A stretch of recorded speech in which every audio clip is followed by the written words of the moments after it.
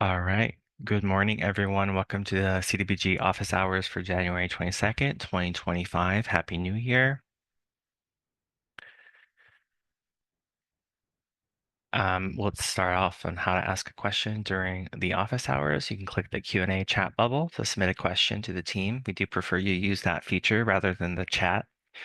You may ask questions anonymously, but if you want your name, organization, or region associated with your question, you will need to type it in the Your Name box. And the team will read the questions after the presentation and will provide answers if possible. All questions will be saved and recorded as part of the public record. We have some updates regarding our office hours schedule in response to feedback. We are changing to a monthly office hours schedule beginning in February. More information will be released as we have it, and a new invite will be forthcoming. A did you know slide, equipment purchased with CDBG must be used for project or program for which it was acquired in perpetuity, whether or not the project or program continues to be funded by CDBG. What's new? We have another grants management manual update. In this case, it's chapter 1, program overview. We have some minor changes that we've uploaded online. And then a note about grant and PI funded awards. So this is referring to awards that have both grant funds that you apply for in the NOFA and program income that you put in. So when an award is funded with grant funds and program income, the PI will always be drawn first per the regulations. This rule is applied by cost category. So PI will not be drawn if a cost category's PI budget is exhausted, even if a PI balance is available for the other cost category. So let me know if you have any questions on that. That was a mouthful. And then grantees are not able to request grant funds be drawn instead of PI. And then if you have an award with a mix of grant and PI funds, it's recommended to confirm the source of payments for your draws, anything that's been drawn so far, just to make sure you have its payment source reconciled on your side of things as well. Now we're going to recap questions from our prior office hours. Question, for the new action plan, can we recommend planning for construction and construction in the same grant as was done several years ago, or is there something in federal code that prevents this? We answered, we recommend and encourage individuals to provide comments during the annual action plan public participation period. Please be on the lookout for it in March 2025. Question, to follow up on previous discussions, are you anticipating a new system for the next round of CDBG applications? The answer is there are no updates regarding a new system for the next round of CDBG applications. As soon as we have any information, we will announce it during office hours. If an agency has unused CDBG CV funding, can they still use it? Or are agencies currently reallocating CDBG CV funds to other activities? And we answered, to help us better address your question, please email Michael Phillips at michael.phillips@hcd.ca.gov with more details. Question, will the planning process be the same for 2025? Related to planning activities, I'm presuming. At this time, we cannot confirm or guarantee that the planning process will be the same for the 2025 NOFA. We encourage you to participate in the review of the annual action plan, which is expected to be released early 2025. This plan will provide general information on what to expect for the 2025 NOFA. Do you have an update on OTC that you can share with us? We do not have an update at this time. We are currently reviewing applications and will provide an update as soon as it becomes available. All right, now we could take any questions that you may have and we could provide answers.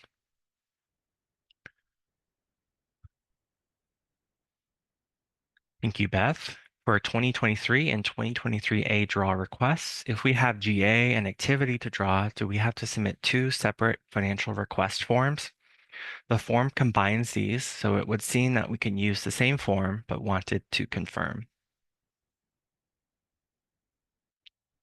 Oh, okay. So for my team, this is regarding the 2023 awards because we draw GA from one award and then activity from the um, sub award or child award.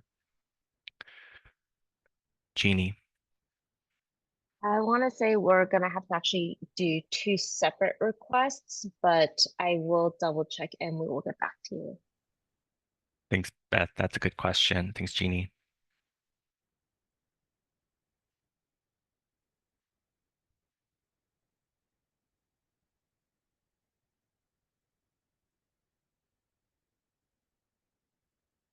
Anonymous attendee asks, is this funding opportunity open for applications? Are nonprofits eligible to apply? I can answer this. So we just closed our NOFA application period at the end of 2024. The state CDBG program is open for applications from non-entitlement counties, towns, and cities. We don't accept applications directly from nonprofits. Um, so thank you.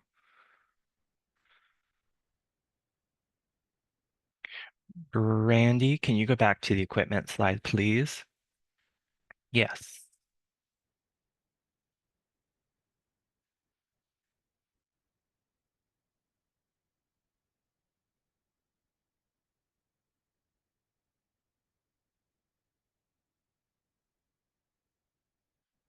And Brandy, let me know if you have any questions about this slide, and I'll move on to the next question. Anonymous attendee asks, can you use CDBG funds for on-site work or off-site improvements only?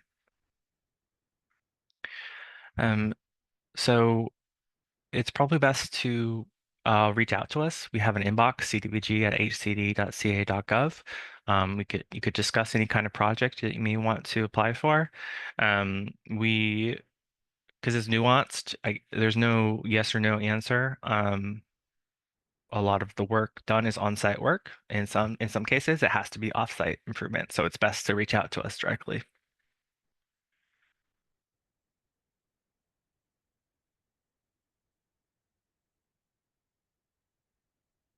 William Firth asks, is there an anticipated CDBG income eligibility rate change in calendar year 2025? I can also answer this.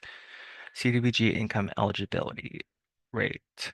I'm assuming you mean the income brackets or the income categories that define county's income as low, low mod, or a moderate, very low, etc. So those change annually, and they typically change in spring, so about April, May, or June.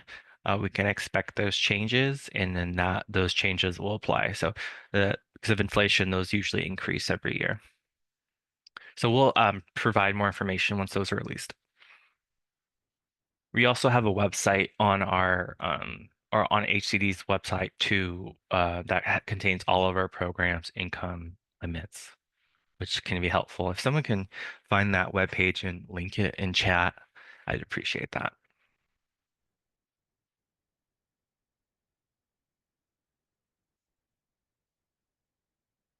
Janet Reese asks, related to the equipment slide, instead of perpetuity, does it really mean intend to be for the life of the item? Uh, Janet, yes, for the life of the item. So as long as it's in a jurisdiction's ownership or under your jurisdiction, it does have to be employed for the purpose it was bought for. And then if you decide to dispose of it, it has to be disposed of in accordance with the federal regulation. So you don't have to hang on to the item, but it does have to be disposed in the correct way and used Part in of the correct way if you decide to keep it. part of the disposition requirements is to get authorization from the department to be able to dispose of the property. Thanks, Jeannie. And all of that is typical 2 CFR 200 regulations. It is clearly explained in there, and I believe we also have some items in our GMM that discuss property as well. Thank you, Jeannie, for linking the income limits. Appreciate that. And we have a raised hand, but we are not taking any verbal questions today. If you can please write your question out in the Q&A, we could definitely get an answer for you. Anonymous attendee asks or comments, in perpetuity is not feasible for all situations. What is the solution when that occurs? Use for a program that qualifies with CDBG requirements or sell the item, return funds to PI. Yeah, that's the gist of it. Of course, there's more nuance to it. It's use the item for what it was acquired for, or dispose of it in accordance with regulations.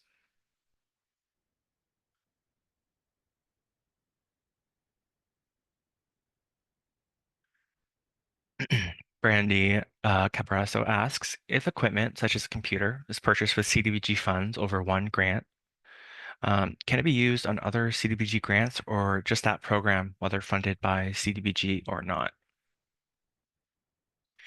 With specificities, Jeannie, you'd like to answer this question. I'll let you answer it.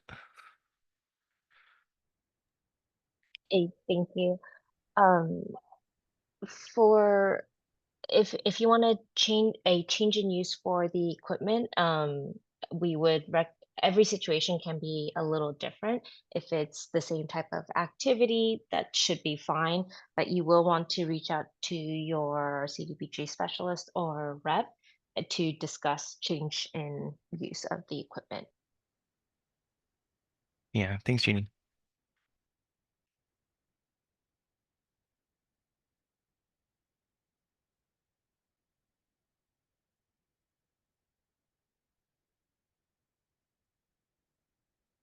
That was our last question in the queue, so I'm going to give it a few more moments for any other questions to come in.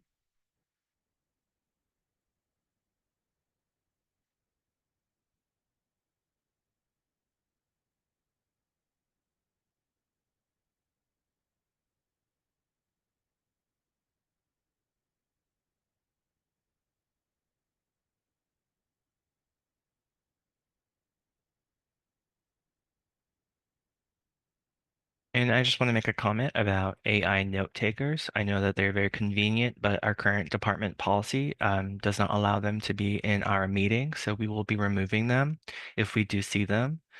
Um, you're of course welcome to attend yourself, but not your AI note taker.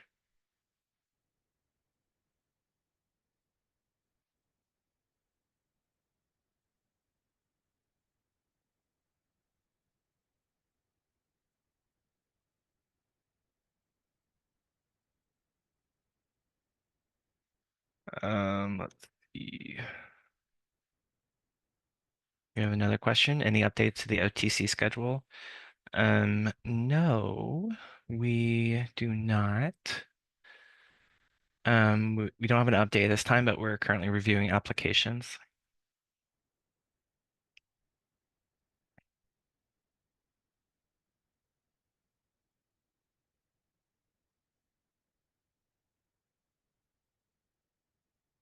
Why, Jeff Lucas asked, why don't you guys like the AI note takers? It's not that we do not like them. It is against our department policy, so we cannot have them in here.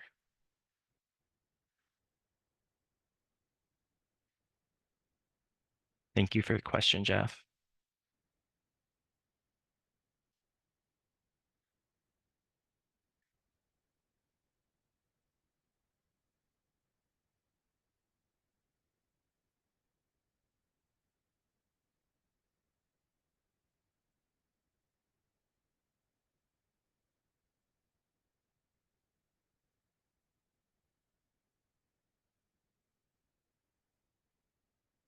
Okay, we have no further questions. I think given that, we can end the office hours a little early and give you time back to your day. So I'd like to thank everyone for attending, and we will see you in a month, I believe, unless I'm wrong, team. Oh, you're correct. Thank you, Tanner. I did drop the two CFR code that relates to equipment since we had so many questions on that topic. So I would recommend that folks who are curious about how that works, you can go ahead and check out that CFR code, and it kind of talks about the purchase of equipment and what to do with it when it's for change of use, the kind of things we've been talking about here. Hopefully that's helpful. And other than that, thank you, Tanner, for presenting this office hours, and thank you everyone for attending. We'll see you in February. Thanks, Thanks, everyone. everyone. Bye.